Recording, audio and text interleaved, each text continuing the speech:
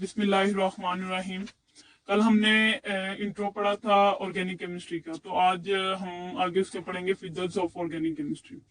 Organic compounds के बारे में हम पढ़ेंगे आज कि इसकी सबसे पहली जो प्रॉपर्टी है ना वो peculiar nature of organic carbon है। हमने कहा था ना कि कार्बन की बेस है, वो ऑर्गेनिक कंपाउंड्स की बेस है कार्बन, हाइड्रोजन और ऑक्सीजन। तो हम पहले नेचर पढ़ेंगे कार्बन की। तो कार्बन जो है ना वो हमारे पास बिलोंग करता है ग्रुप 4 के साथ। ग्रुप 4A के साथ कार्बन जो नहीं बिलोंग करता पीरियोडिक टेबल में। तो कार्बन जो है ना, carbon form a large number of organic compounds. Carbon जो है ना ये बहुत ज्यादा नंबर ऑर्गेनिक कंपाउंड्स को बनाने में, हमारे form the large number of organic compounds में ये बहुत ज्यादा इंपॉर्टेंट रोल प्ले करता है। तो अब हमें क्वेश्चन आ सकता है कि ये क्यों ऑर्गेनिक कंपाउंड्स को, large number of organic compounds क्यों बनाते हैं। हमें ये क्वेश्चन आ सकता है कि वाई। इसका बेस्ट आंसर हमारे पास है catenation. Due to the property of catenation. Catenation हमारे पास क्या है कि self linking property of an element या ऑफ अ कार्बन एलिमेंट, मतलब कार्बन का आपस में लिंक करते रहना, ये हमारे पास क्या है, कैटिनेशन।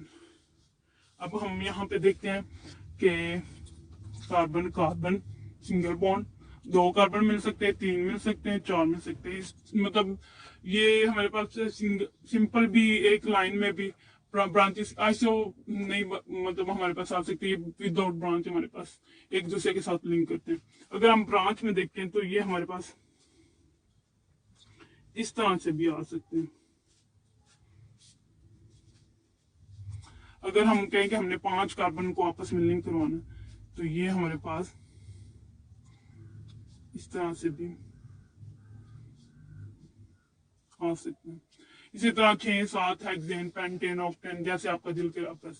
इसके अलावा जो हमारे पास है ना, कार्बन कार्बन के अलावा जो है ना हम इसका लिंक करवा सकते हैं हाइड्रोजन के साथ, ऑक्सीजन के साथ, नाइट्रोजन के साथ, फॉस्फोरस के साथ और सल्फर के साथ, पोटाशियम आ गया एक्सेट्रा, जो भी है इनके साथ हम इसका क्या करते हैं, इसके साथ भी इसको हम लिंक करवा सकते हैं।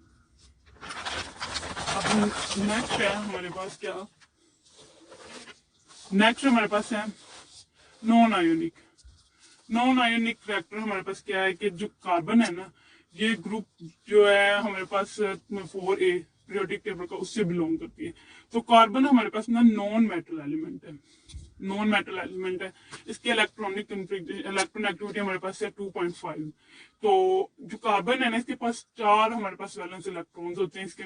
अब ये इसकी क्या खसूसियत है, ये या तो ये इलेक्ट्रॉन जो है ना ये सिर्फ शेयर करते हैं, या तो ये किसी दूसरे एलिमेंट को ये इलेक्ट्रॉन्स देगा या उससे इलेक्ट्रॉन्स लेके अपने वैलेंस शेल को कंप्लीट करेगा। तो इसलिए हम कहते हैं it has tendency to form covalent bond. मतलब नॉन मेटल, अब ये देखें मेरे पास कार्बन कार्बन बॉन्ड है, कार्बन हाइड्रोजन है, कार्बन ऑक्सीजन है, कार्बन नाइट्रोजन है, आगे ये हमारे पास है, ठीक है ना। तो ये हमारे पास क्या है, नॉन मेटल है, ये नॉन मेटल एलिमेंट है। कार्बन भी नॉन मेटल एलिमेंट है। अब नॉन मेटल जब नॉन मेटल एटम से बॉन्ड बनाएगा तो हमारे पास क्या बनेगा, कोवलेंट बॉन्ड बनेगा। कौन सा बॉन्ड बनेगा, कोवलेंट बॉन्ड। अब हम इस बेस में हम कहते हैं कि ऑर्गेनिक कंपाउंड जो है ना वो कोवलेंट इन नेचर होते हैं, वो आयोनिक रिएक्शंस शो नहीं करते, उनमें पेयरिंग नहीं होती, वो पेयर नहीं करते हैं, वो सिर्फ एक दूसरे के साथ शेयरिंग करते हैं, शेयर करके वो बॉन्ड बनाते हैं। तो इसलिए इनमें सिर्फ क्या नेचर होती है, कोवलेंट बॉन्ड की नेचर होती है। नेक्स्ट है हमारे पास सिमिलरिटी इन बिहेवियर। अब सिमिलरिटी इन बिहेवियर में हमने क्या देखा है कि it exist a close relationship between organic compounds. मतलब हम ऑर्गेनिक कंपाउंड्स जो है ना तकरीबन एक दूसरे के साथ उनका बिहेवियर जो है ना वो मैच कर रहा होता है। इसमें हमने क्या देखा है कि it can be exemplified by the existence of homologous series. इसकी सबसे बड़ी बात होमोलोगस सीरीज, हम देखेंगे कि हमारे पास होता क्या होमोलोगस सीरीज। होमोलोगस सीरीज हमारे पास है a group of compounds which are structurally alike, मतलब जिनका स्ट्रक्चर एक जैसा होता है और उनकी केमिकल जो सिमिलरिटी होती है ना, उनकी केमिकल प्रॉपर्टीज में सिमिलरिटी भी सेम होती है। अब हम इसको समझने के लिए आगे इसका नेक्स्ट देखते हैं कि क्या है। देखिए हमारे पास अल्केन, अल्केन की सीरीज हम देखते हैं कि methane, ethane, propane, butane, pentane, hexane, heptane, octane, यूरेन, जो हम देखते हैं। अब देखिए ये हमारे पास मीथेन है, आगे हमने ईथेन लिखा है। अब इन दोनों में हमने देखा है कि हमारे पास इसमें डिफरेंस किसका है, CH2 का, इन दोनों के दरमियान डिफरेंस आता है। अब मोलिकुलर फॉर्मूला, मोलिकुलर मास जो हमारे पास है मीथेन का वो 16 है, ईथेन का हमारे पास 30 है। तो अब हमारे पास मोलिकुलर मास, इन दोनों के मोलिकुलर मास में डिफरेंस कितना आ रहा है, 14 का।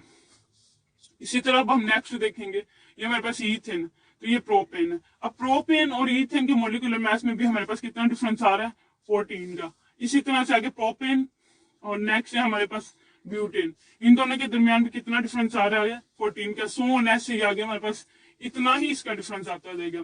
तो इसका क्या होगा, अगर हम एक की हमें प्रॉपर्टीज पता चल जाएगी तो आगे उसकी सारी सीरीज की हमें प्रॉपर्टीज सेम उसी तरह से होगी, इसलिए हमें इसको ज्यादा पढ़ना नहीं पड़ेगा। सबसे ज्यादा फायदा हमें इसका इस बात की यही चीज का इसका फायदा हमें। अब इसमें हमारे पास हमें इसका फायदा क्या है कि इसका जो इनका जनरल फॉर्मूला सेम होता है, इनका मेथड ऑफ प्रिपरेशन भी सेम होता है, और इनका जो सिमिलर केमिकल प्रॉपर्टीज भी इनकी सेम होती है। अगर हम सीरीज में किसी एक भी एलिमेंट की ये चीजें पढ़ लेते हैं तो हम उसकी सारी सीरीज की जो उसमें प्रॉपर्टीज हैं, केमिकल, फिजिकल, उनका मेथड और उनका जो फॉर्मूलाज हैं वो हम पढ़ सकते हैं, इजीली पढ़ सकते हैं। अगर ये चीज हम ना पढ़ें तो हमें तो बड़ी ये कॉम्प्लेक्सिटी हो जाएगी इसमें, इसको पढ़ने में, एक एक चीज को याद रखने में उतना ही मुश्किल होगा हमें। तो इसलिए हमें हमारे लिए बहुत ज्यादा बेनिफिट है ये होमोलॉगस सीरीज को याद करना। आगे नेक्स्ट है हमारे पास कॉम्प्लेक्सिटी ऑफ ऑर्गेनिक कंपाउंड। ओसी का मतलब है ऑर्गेनिक कंपाउंड, जहां पे भी ओसी आएगा वहां पे क्या मतलब होगा, ऑर्गेनिक कंपाउंड। अब हमारे पास क्या है कि it has large and structurally more complex. जो ऑर्गेनिक कंपाउंड है ना हमारे पास, वो बहुत ज्यादा बड़े भी हैं, स्ट्रक्चरली कॉम्प्लेक्स भी हैं, उनकी स्टडी बहुत टफ होती है उनको पढ़ते हुए। जैसे कि अब हमारे पास एग्जाम्पल है स्टार्च की।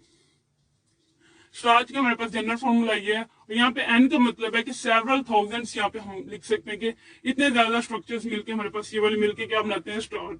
आगे हमारे पास प्रोटीन है, प्रोटीन्स का भी स्ट्रक्चर बहुत ज्यादा कॉम्प्लेक्स होता है। जैसे हम पढ़ते हैं primary protein, secondary protein, tertiary protein, तो उनको वो उनके स्ट्रक्चर बहुत ज्यादा कॉम्प्लेक्स होते हैं, तो उनको पढ़ना भी थोड़ा सा टफ हो जाता है। अब हम इनका मोलिकुलर मैथ देखते हैं, जिसकी रेंज होती है फ्रॉम 1000 टू मिलियंस। अब नेक्स्ट है हमारे पास आइसोमेरिज्म। आइसोमेरिज्म हमारे पास क्या एक फिनोमिना है। इसके मुताबिक हमारे पास क्या है कि इस फिनोमिना के मुताबिक हम कहते हैं कि इनका जो मोलिकुलर फॉर्मूला होता है ना, वो जो सेम होता है, लेकिन जो उसका स्ट्रक्चर फॉर्मूला होता है ना और उसकी प्रॉपर्टीज वो डिफरेंट होती है। कैसे होती है, इसके लिए हमारे पास ये एग्जाम्पल है। हम कहते हैं कि ये हमारे पास है एग्जाम्पल, हम कहते हैं कि ये हमारे पास एथानॉल है, CH3CH2OH, ठीक है, और ये हम कहते हैं इथाइल अल्कोहल है हमारे पास, और ये डाइमिथाइल ईथर, CH3 और CH3। अब इन दोनों का मोलिकुलर फॉर्मूला जो ना हमारे पास सेम है। देखिए इसमें भी 2 कार्बन है और 6 हाइड्रोजन और ऑक्सीजन एक है, इसमें भी 2 कार्बन है, 6 हाइड्रोजन और ऑक्सीजन एक है। हम कहते हैं इन दोनों का मोलिकुलर फॉर्मूला सेम है, लेकिन इनका मोलिकुलर फॉर्मूला सेम है लेकिन स्ट्रक्चर फॉर्मूला डिफरेंट है, और इनकी प्रॉपर्टीज भी डिफरेंट है। आइसोमेरिज्म में हम यही पढ़ते हैं, और आगे इसका एक टॉपिक आएगा उसमें हम इसको डिटेल से पढ़ेंगे। नेक्स्ट है हमारे पास rates of organic reaction. Rate of organic reaction का मतलब क्या होता है कि स्पीड ऑफ रिएक्शन, रिएक्शन किस स्पीड से प्रोसीड कर रहा है, इसमें हम ये देखते हैं। लेकिन जो ऑर्गेनिक कंपाउंड है ना, उनका जो मोस्टली रेट ऑफ रिएक्शन होता है ना, वो स्लो होता है, ये मॉडरेट होता है। क्यों होता है, उनके molecular nature of organic compounds की वजह से इनका जो रेट है ना वो मॉडरेट और स्लो होता है as compare to inorganic molecule या कंपाउंड। नेक्स्ट हम इसमें क्या देखेंगे, हमारे पास है सोलबिलिटी। सोलबिलिटी हम देखते हैं लाइक डिसॉल्व्स लाइक। इसमें हम क्या कहते हैं कि जिस तरह के हम, जैसे अब पोलर है तो वो पोलर में डिसॉल्व होंगे, नॉन पोलर है तो वो नॉन पोलर में डिसॉल्व होंगे। तो ऑर्गेनिक कंपाउंड जितने भी हमारे पास हैं वो सारे नॉन पोलर हैं, इसलिए वो नॉन पोलर सॉल्वेंट्स में ही डिसॉल्व होंगे। जैसे कि बेंजीन है हमारे पास, ईथर है, इस तरह के जो हमारे पास सॉल्वेंट्स होंगे उनमें ये डिसॉल्व होंगे। आज का हमारा लेक्चर इतना ही है, और ये आज हमने डिस्कस किया है features of organic compounds, organic chemistry. तो इसमें आपको कोई भी मुश्किल हो तो आप मेरे से सवाल पूछ सकते हैं इंशाल्लाह।